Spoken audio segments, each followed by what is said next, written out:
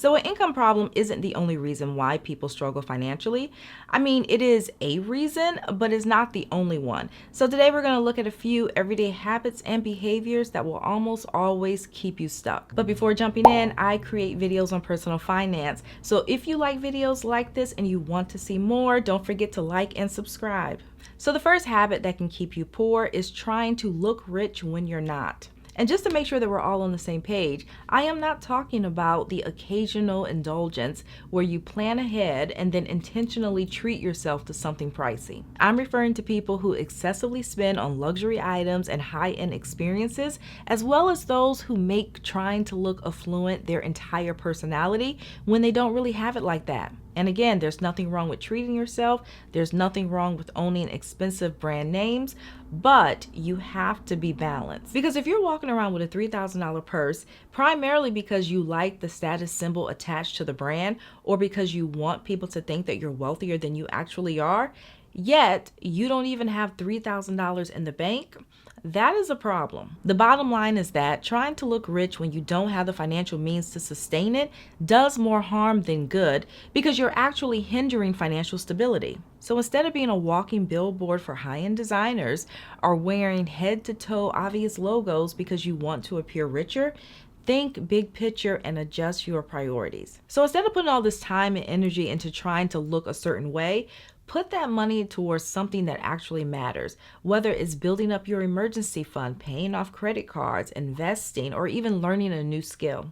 Another bad habit that can keep you stuck is winging your finances. In other words, you have no plan, no budget, and no direction. Imagine you decide to put together a complex shelf in your house, and this is a shelf with 50 intricate pieces of varying sizes. Now it comes with instructions, but instead of carefully reading them and organizing the pieces, you boldly start putting it together, confident in your ability to wing it. But as you're going through this, you find yourself struggling to match the components. You're unsure where the pieces fit, you're trying different combinations, and you even go as far as trying to force things together.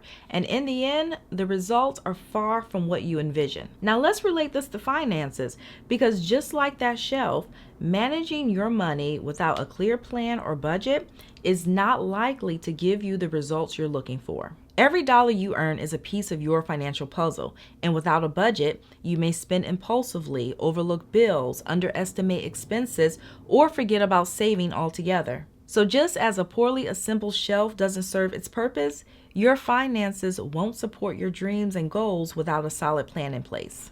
Another habit that keeps you stuck is pride, and one sign of being prideful is an unwillingness to adapt to changes in your circumstances. Financial security can be fleeting. In 1 year, you can be on top and everything's going great, and then in the blink of an eye, everything changes. And unfortunately, when a drop in income happens, some people have a very difficult time adjusting their lifestyle. And that's understandable to a degree, because nobody wants to go backwards. But sometimes a person's reluctance to adapt is much deeper, and it's primarily because they don't want to lose face and they're afraid of what others might think. So instead of making financial adjustments, they maintain the lifestyle of their higher income days, even if it means depleting their savings or if it leads to increased debt and financial stress. But the problem with this approach is that these people are really just kidding themselves, because sticking our heads in the sand and pretending that things haven't changed doesn't change the fact that they have. And if you're someone who does this, one thing to keep in mind is that the fallout or impact from a drop in income will be less severe if you make adjustments sooner rather than later. Another habit that can keep you stuck is a scarcity mindset, which is a belief that resources, including money, are limited and that there will never be enough. And the problem with this is that it leads people to focus on lack instead of abundance, and it can affect all areas of their life. So instead of looking for ways to grow their income or savings, they constantly worry about not having enough. And this fixation prevents them from exploring new possibilities and can create a fear of spending money. So they might not take courses or get training that could increase their earning potential in the long run. And another thing to keep in mind is that this type of mindset can also rear its ugly head in other ways too.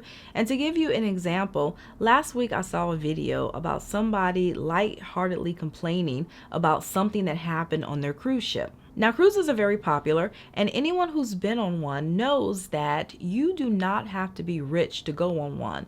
People of different income levels are on the ship, including a lot of middle class families and individuals. So you don't have to be rich. Now, that doesn't mean that you don't have to plan, budget, and save for one, but you don't have to be part of the 1% to go on a cruise vacation. Well, apparently everyone didn't get that memo because the comments under that video were kind of wild, and they were people saying things like, oh, these are trust fund problems, or it must be nice to be rich, or yeah, these are rich people problems. And the reason why I'm bringing this up is because those comments are an example of what someone might say if they have a scarcity mindset.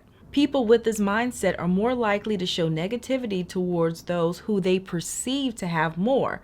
So if they feel that they can't go on a vacation or do whatever, they'll find a problem with those who can, not realizing that that type of thinking can keep them stuck. So instead of them saying, I want to take a trip one day, let me come up with a plan to make this happen, they start to believe that they will always be broke and that a vacation will always be unattainable. And unfortunately, that type of self-talk can often become a self-fulfilling prophecy, which prevents them from taking action. And the final habit that can keep you stuck is complaining with no action. And I don't have to spend too much time on this point because I feel it's self-explanatory. This is something that I've seen often over the years from different people, and I can completely understand being in your feelings and losing motivation. But at the same time, if you're at a place where you're broke, you're frustrated, you're tired, and you're just over it all, it's time for plan B. And I spoke about this recently in another video, and there I mentioned that, while expressing your frustrations and venting can provide temporary relief, at the end of the day, that habit of just venting, it doesn't bring about any real change. It's like talking about being hungry without actually going to find food. Because just as finding food requires you to get up and take action, improving your finances requires proactive steps. For example, you can learn to create a budget that works for you, or you can learn about different strategies to pay off your credit card debt. Or if you have an income problem, there are probably thousands of YouTube videos on different side hustles, or you can come up with a 2 or 3 year plan to build up your work skills. The bottom line is that if you're not happy with where you are, you can either do nothing and still be complaining in 2 years, or you can start brainstorming different ways to get out of the hole so that you can be in a different place 2 years from now. That's all that I have for you guys today. Don't forget to like, comment, and share, and also subscribe if you like personal finance and you want to see more videos like this. I typically post on the weekends, so thank you again for watching, and I'll see you in a few days.